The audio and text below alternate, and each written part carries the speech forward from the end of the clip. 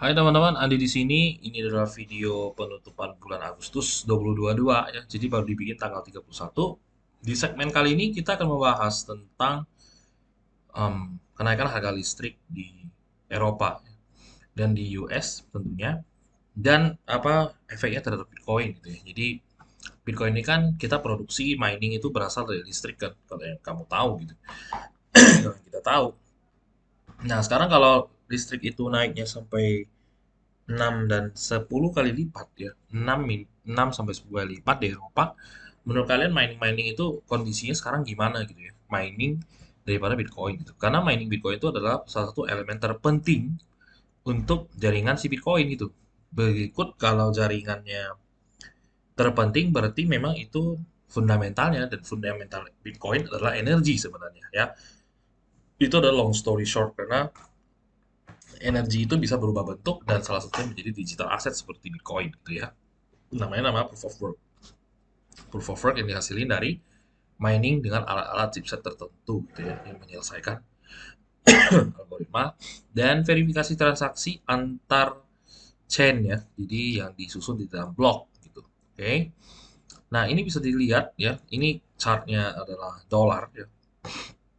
Jadi akibatnya kenapa bisa seperti itu ya, sampai Berlin, ibu kota negara Jerman, itu matiin listrik ya. Banyak hal-hal billboard dan beberapa lampu-lampu yang tidak begitu bermanfaat dimatiin. Jadi sekarang mereka juga sudah mau winter ya, di Eropa. Berarti sebenarnya water heater itu sangat kepakai, dan air conditioner mereka yang untuk pemanas ruangan tuh sangat kepakai gitu ya. Dan sekarang bayar listrik naik 6 sampai 10 kali lipat gitu ya. Bayangkan jika di rumah kita di Indonesia biasa sebulan pakai 500.000 listrik, tiba-tiba sekarang disuruh top up minimal 3 juta sampai 5 juta rupiah gitu ya untuk 1 bulan. Itu bisa-bisa gaji sebulan langsung habis gitu ya teman-teman, untuk bayar listrik doang gitu. Kenapa hal ini bisa terjadi gitu ya? Ini semua adalah long story short, jadi teman-teman nanti bisa baca di New York Times, bisa quarterly report on European Electricity Market ya. Ini Q1. Jadi di Eropa itu Uni Eropa sudah membentuk komisi energi ya, untuk membahas, melindungi dan saling melakukan bantuan pemasokan energi ke negara-negara tetangga gitu. Nah, jadi krisis ini tuh dimulai, awal muasal adalah langkah yang salah oleh pemerintah seperti Jerman gitu ya, yang men-shutdown banyak pembangkit listrik tenaga nuklir, yang sehingga menyebabkan dia menggantungkan diri atau berkegantungan terhadap natural gas yang dipasok dari Rusia gitu ya. Ya, karena sekarang di Eropa itu semua kiblatnya ke Jerman ya, 63% dari statistik. Kalau memang Jermannya kolaps nanti ya, domino efeknya itu akan berlanjut sampai ke Spanyol, ke Prancis, ke Denmark, ke eh, banyak negara-negara Eropa Utara juga, gitu, Finland segala macam. Karena pemasukan energi itu sangat penting. Sehingga Putin ketika perang, ya, ini geopolitik lagi. Ketika dia perang, dia menstop setengah natural gas supply ke Eropa Barat. Eropa Barat itu negara-negara yang saya sebut tadi, ada Inggris dan segala macam. Sehingga ya, setiap hari itu Rusia banyak excess power yang kemudian dia bermandiri gitu ya, dia burn sendiri gitu. Sehari sekitar 10 juta euro ya di burn oleh Rusia gitu ya, daripada kasih ke Eropa Barat, yang mana adalah anggota NATO dengan Amerika Serikat yang secara nggak langsung mendukung perjuangan Ukraina ya, sedangkan Rusia lagi mau mencaplok Ukraina untuk bergabung kembali ke Rusia gitu ya, yang mana sebenarnya Ukraina itu adalah dulu Uni Soviet, pecahan dari Uni Soviet gitu ya, itu adalah bagian dari Uni Soviet gitu maksud saya. Nah, itu adalah semua long story short bagaimana harga to the moon, dan oleh karena itu juga dolar ditekan oleh pemerintah US untuk di-pump, sehingga kamu bisa lihat grafiknya sekarang di trading view. Itu juga di-pump dan memang tidak ada lagi resisten gitu ya teman-teman, untuk indikator time frame monthly tentunya. Kita sekarang lagi di resisten terakhir, setelah itu akan ngegas sampai 120 dolar, disesuaikan dengan support resisten garis yang telah kita lihat di masa lampau seperti tahun 84 dan tahun 2000 gitu ya. Nah, di pump supaya rubelnya Rusia juga rontok dan Uni Eropa punya euro. Akhirnya 1 banding 1 dengan USD ya teman-teman. Yang artinya keuangan Eropa melemah gitu ya. Nah, dari sisi pemasukan energi yang kacau balau gitu ya. Karena pengennya campaign energi yang go green, sehingga banyak sekali tenaga nuklir ya, pembangkit listrik tenaga nuklir di Jerman di stop sehingga dari 17 atau 16 reaktor sisa 3 untuk sekarang dan akan di shutdown juga. Nah, makanya solusi dari pemerintah mereka seperti apa? Membingungkan gitu ya. Jadi ada tenaga air dan tenaga angin turbin itu pemasokan untuk listriknya itu kecil banget di negara Eropa sebenarnya. Apakah mereka akan berganti ke solar dengan menyerap daya cahaya daripada matahari dijadikan energi gitu ya? Atau Putin tahun depan akan membuka lagi natural gas-nya dan diimpor atau diekspor ke Jerman gitu ya. Karena Jerman itu pengimpor energi terbesar untuk Eropa dari Rusia. Gitu. Nah, itu pentingnya gitu ya dari sisi energi karena naiknya nggak tanggung-tanggung. Di Twitter saya lihat ada yang bayar listrik itu 9.600 euro, itu setara dengan hampir 150 juta rupiah ya teman-teman. Itu hanya untuk bayar listrik dan bukan miner gitu ya. Itu naiknya benar-benar gila dan itu memang menyebabkan gitu ya mining-mining makanya pada cut loss untuk miningnya Bitcoin.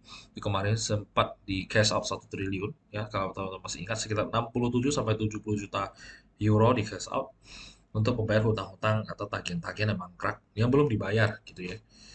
Utility tagihannya gitu. Nah, makanya krisis energi ini saya cukup pay attention ya daripada makroekonomi yang ngomongnya soal resesi, inflasi, dan segala macam. Menurut saya energi ini adalah landasan fundamental terkuatnya Bitcoin gitu ya.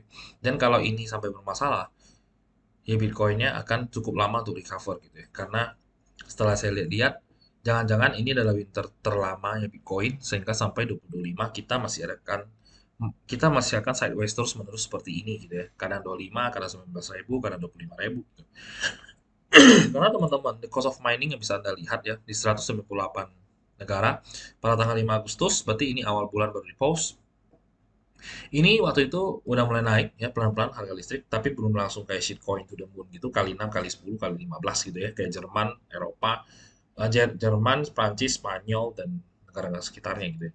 Kita cari negara Jerman ya, itu mining sebiji itu butuh sekitar 50.979 US dollar.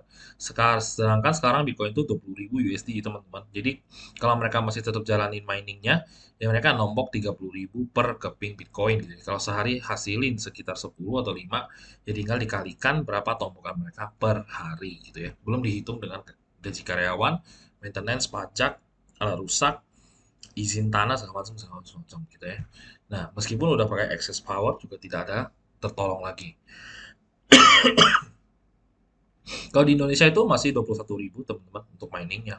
Mining ini landasan salah satu rumus yang bisa kita masukin ke dalam realized price. Ya, realized price itu adalah ongkos produksi, kemudian supply yang beredar, dikali bagi segala macam gitu. Itu menetapkan realized price sehingga bisa kita lihat sekarang rata-rata yang ada di negara ini semua mahal-mahal. Dan yang paling lucu adalah Venezuela sampai sebiji butuh 246.000 US dollar gitu ya, yang jika dikalikan dengan rupiah sekitar 4 miliar gitu ya, sebiji Bitcoin gitu ya, untuk produksinya aja. Sedangkan sekarang sebiji 300 juta gitu ya. Ini namanya Yayasan Berbakti Bersama Venezuela gitu ya, YBBZ kalau kita kasih singkatan gitu ya teman-teman. Nah makanya Texas juga terpengaruh di United States itu naik terus dia punya harga listrik gitu ya dan mereka sampai matiin water heater dan air conditioner heater yang untuk pemanas ruangan di Eropa gitu ya, sampai di kantor-kantor dan mall juga mereka sampai bandara juga mereka kecilin AC-nya bahkan banyak yang dimatiin gitu ya karena di sana dingin banget kalau winter gitu ya teman-teman. Jadi dingin itu nggak kayak di AC mereka ya bisa sampai -0 derajat Celcius gitu. Nah inilah hubungan yang saya lihat gitu ya. Ini negara-negara dengan mining cost paling murah gitu, Kuwait ya. Ini rata-rata adalah negara Afrika Utara ya teman-teman dan Korea Utara nyangkut di sini. Dan ada Middle East juga di Kazakhstan gitu ya. Nah inilah negara-negara yang ada di situ dan kemungkinan nanti kalau memang begini terus kondisi ekonomi kita di dunia, jangan-jangan miner itu pindah lagi ke area-area seperti Kuwait, Algeria, Sudan dan lain-lain gitu ya. Nah tapi untuk miner Bitcoin saya juga mendengar ada yang bangun di Kalimantan Utara dan Timur gitu ya. Dan memang pada migrasi dan mencari tempat yang cukup aman untuk menaruh barang-barang mining chipset mereka ya, alat-alatnya. Selain bencana alam juga mereka preventif terhadap hal-hal seperti di luar perkiraan, perampokan, eh, kemalingan dan lain-lain gitu ya. Nah, inilah ya, ini adalah kondisi mining ya, harga-harga kondisi mining untuk zaman now gitu. Nah, kita bisa lihat juga dari 2019 ini miner-miner sudah shifting ya, distribusi mining hash rate itu distribusi terus ya dari China yang sangat menguasai Medan sehingga China itu sempat menjadi nol dan sekarang China balik lagi ke angka ini Januari 2022 ya. Ini statista yang gratis sebelum saya login gitu. Sehingga bacanya cuma 6 bulan terakhir di Januari 2022 ya. Nah, ini teman-teman bisa baca dari RPS bla bla bla. Nanti saya taruh di caption ya teman-teman. Nah, ini terakhir nanti kita akan masuk nah ini ya baru ditulis ya. Ini sekitar 4 hari yang lalu. Eropa electricity price record as high as Russia supply cuts begin to bite gitu ya. Padahal dia baru cut setengah loh.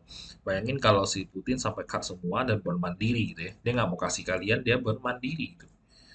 Itu harga listrik bisa jadi berapa ya? Ini saya nggak tahu tickernya benar apa nggak. Jerman Power Base Lot ya.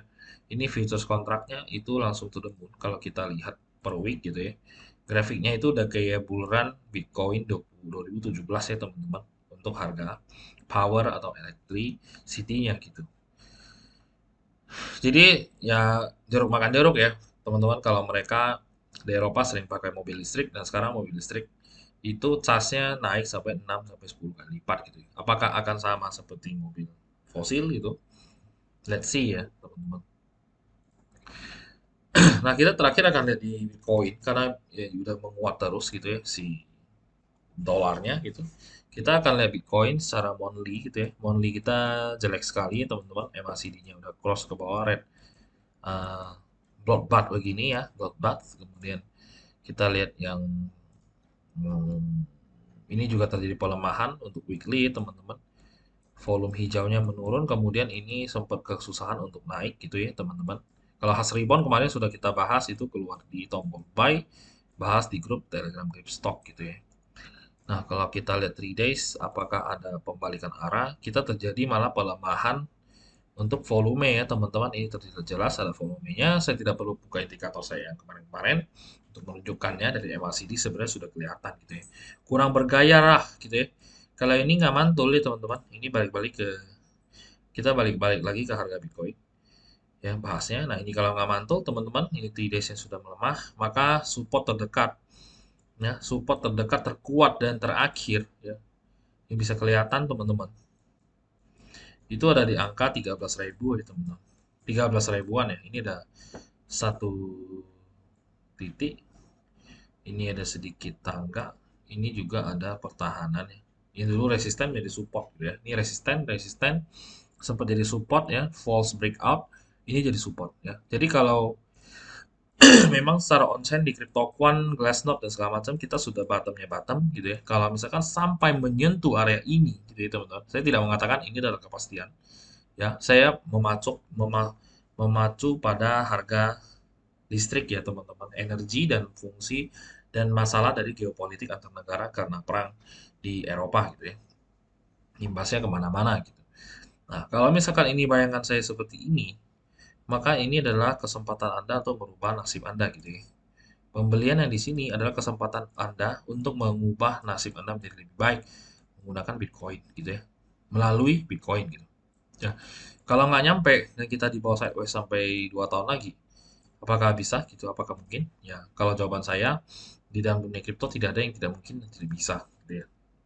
Jadi pastikan teman-teman memang yang di ngomongin kripto ini adalah anggap aja adalah sebuah entertainment gitu, jangan sebuah edukasi atau sebuah financial advice karena di YouTube nggak boleh ya memberikan financial advice siapapun itu ya termasuk saya yang certified atau enggak itu nggak boleh gitu ya. Karena itu tuh regulasi nanti saya di ban.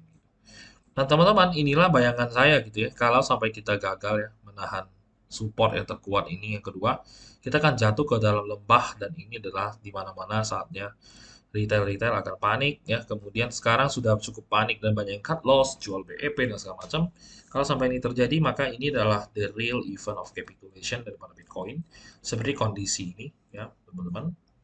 Seperti kondisi yang telah berlalu dan masih ada ya. Ini adalah kondisi yang setelah mentenggok collapse gitu ya, dan terjadilah bottom seperti biasa. Dan ini juga 2011 ada lagi kondisi seperti ini gitu ya. Isu-isu seperti double spending dan segala macam itu ada di area 11 atau 10 tahun yang lalu di Bitcoin gitu ya, tapi nggak pernah terjadi. Oke teman-teman, ini adalah video yang mungkin agak beda ya, membahas sisi Bitcoin itu dari sisi fundamental yang paling utama adalah energi, listrik, dan segala macam. Dan itu dipengaruhi oleh geopolitik, kepentingan penguasa di dunia gitu ya. Nah, tetapi jangan berpacu kepada makroekonomi dan tidak tahu struktur marketnya. Itu yang sangat menyesatkan teman-teman. Saya sering baca di grup Telegram. Nah, ngomong itu harus ada landasan teori dan market structure, sehingga sentimen analysis yang saya lihat, ya, makroekonomi itu dibutuhkan pengetahuannya. Untuk apa? Untuk seperti yang saya cerita tadi gitu. Jadi bukan cocok-cocok logi gitu ya, tapi ini adalah fakta di lapangan dan data kenyataan gitu. Sehingga kalau data kenyataan kita representasikan atau kita jadikan atau kita implementasikan ke dalam bentuk chart seperti ini, itu akan kebaca gitu ya, market-market ini diperkirakan akan seperti apa gitu ya teman-teman. Kembali lagi ke probabilitas di dalam trading ya. Jadi bukan tebak bull atau bear atau tebak yes or no atau tebak binomo binary option bukan gitu ya. Tapi kita lihat probabilitas ya. Akankah kita ke 13.000? Chance-nya kalau opini pribadi saya, chance-nya kecil tapi tidak ada yang tidak mungkin. Itu yang pertama. Kedua, akankah kita bertahan di sini terus gitu ya sampai di 2 tahun ke depan atau 1000 hari lagi ke depan pas di Januari atau 2025 Januari gitu ya. Akankah seperti itu? Atau ketika halving kita juga masih tidak bisa naik angkat harga di 2024 bisa juga gitu ya. Tapi itu chance-nya juga sedikit sama kecilnya dengan chance yang 13.000 tadi. Tapi ingat, chance kecil bukan berarti tidak ada kesempatan untuk terjadi. Ya teman-teman. Nah ini harus teman-teman pikirkan baik-baik.